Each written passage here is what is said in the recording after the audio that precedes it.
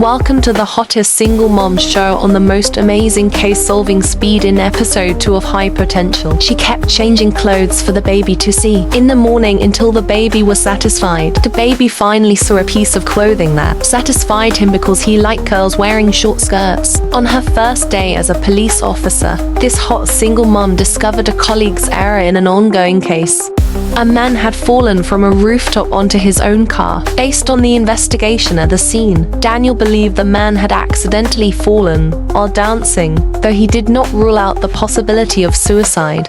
However, Megan merely smiled and stayed silent, reluctant to voice her hypothesis out of fear of hurting Daniel's pride. Judging by the car's immaculate condition, the owner clearly cherished it.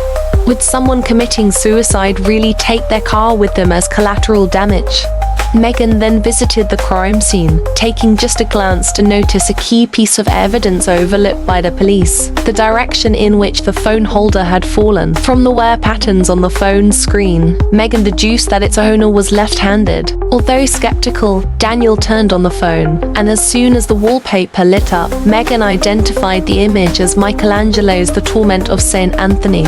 This revealed that the owner was a devout Catholic. Adding to this, a sticker on the back of the phone suggested the individual was also a local baseball team fan. None of these characteristics matched the victim. Megan concluded that a second individual must have been present at the scene, emerging from the shadows as the victim danced under the moonlight. Megan told Daniel that this was a butt print and they should arrest some suspicious people for verification. Daniel said, "Why don't you arrest everyone in Los Angeles to verify their butts?" Their next step was to find this second person who had been on the rooftop the previous night, but Megan seemed to be steps ahead yet again.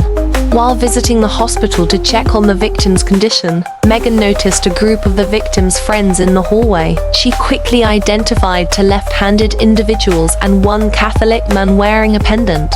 However, the key clue was a tattoo on one of the men's arms clearly depicting baseball stitching. Daniel immediately brought this man, Ron, back to the station for questioning. As with all suspects, Ron denied any wrongdoing, claiming he and the victim were like brothers and that he had no reason to harm him. Megan, exasperated, shouted from outside the room, asking why Daniel was wasting time with meaningless chatter. They only needed to check whether Ron's phone had been at the rooftop that night. Faced with irrefutable evidence, Ron admitted to being there, but denied pushing the victim. He claimed that they were rehearsing a dance routine when a shadowy figure suddenly appeared and shoved his friend. However, the police were skeptical of this unsupported testimony. Surveillance footage from the area only showed the victim's car entering a nearby alley, providing no indication of how many individuals were at the scene. Megan, scanning a stack of documents, began piecing together clues. When everyone assumed the possibility of a third person was absurd, Megan proposed a different hypothesis. Before revealing her reasoning, she revisited the damaged car. According to the investigation report, police had found traces of paint in the car's trunk. This clue had been dismissed since the victim was a paint technician at an auto repair shop. But Megan speculated, what if the third person had hidden in the trunk to evade surveillance and followed the victim to the scene? Daniel immediately opposed the idea, though the car was decades old. It had been retrofitted with a secure trunk that no intruder could escape from. Megan smiled and decided to demonstrate by climbing into the trunk herself. Daniel, relishing the chance to prove her wrong, was preparing to declare victory when the trunk suddenly opened. Megan emerged grinning, revealing that the trunk latch had been tampered with. This explained why paint residues had been found in a car so meticulously maintained. The third person was clearly someone from the victim's repair shop. Daniel grudgingly acknowledged Megan's insights as the two headed to the repair shop. However, Daniel had a strained relationship with the workers there, and even his badge failed to persuade them to cooperate. Megan stepped in, effortlessly earning their trust. Having worked several blue-collar jobs herself before, Megan connected with them. Back at the station, Megan shared her findings with her colleagues. The supervisor, however, seemed puzzled. If both Megan and Daniel had gone to the repair shop, why did Daniel appear clueless about the new information? Embarrassed, Daniel coughed and suggested they focus on verifying the workers' alibis. During a break in their meeting, the neighboring robbery unit asked for help with an unrelated case. Megan rolled his eyes, but soon stumbled upon a clue that tied everything together. At home, while sorting through her husband Roman's paintings with her daughter, Megan was reminded of the ongoing investigation. Roman had vanished 15 years ago after leaving to buy diapers, and while Megan had struck a deal with the department to locate him, her daughter firmly believed that Roman had abandoned them. Although brilliant, Megan felt helpless in the face of her daughter's rebellion. Nevertheless, the painting sparked a new connection to the case.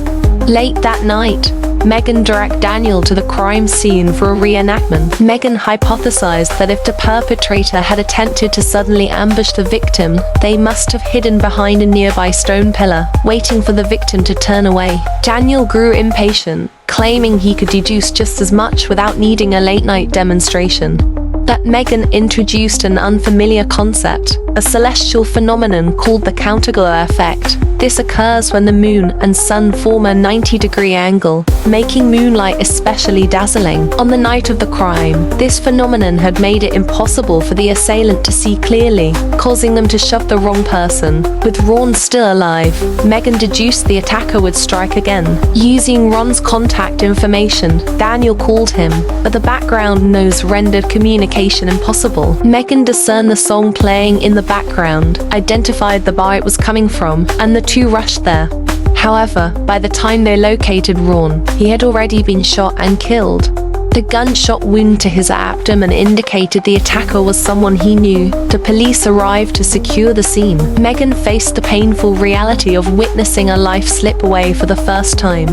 Yet, the crime scene surveillance captured a crucial clue. While the perpetrator's face remained obscured, the muzzle flash from their gun was visible. Megan recalled seeing a similar flash in the robbery unit's case file. Drawing on his experience hunting with his daughter, Megan realized the weapon in question was an old hunting rifle, corroborating the connection between the two cases. Daniel trusted Megan's reasoning and decided to merge the two cases. Megan meticulously consolidated all the clues on a case board, deducing that the robbery crew had relied on cars stolen by Ron. However, when Ron quit to pursue a better life, the perpetrator tried to silence him. Though unable to predict the assailant's identity, Megan successfully pinpointed the next robbery target. The police apprehended the perpetrator mid-robbery, revealing them as one of Ron's co-workers from the repair shop. Overwhelmed with guilt, the culprit wept for their actions, even confessing to being influenced by the victim's kindness. Megan's first case was a resounding success. Her exceptional performance earned her a bonus. Upon returning home, her supervisor brought news. They had found Roman's car from 15 years ago, with a package of diapers still inside. Megan felt bittersweet relief, sensing that Roman hadn't abandoned his family, but fearing something terrible had happened to him. This is the end of the second episode. Please subscribe and see you in the next episode.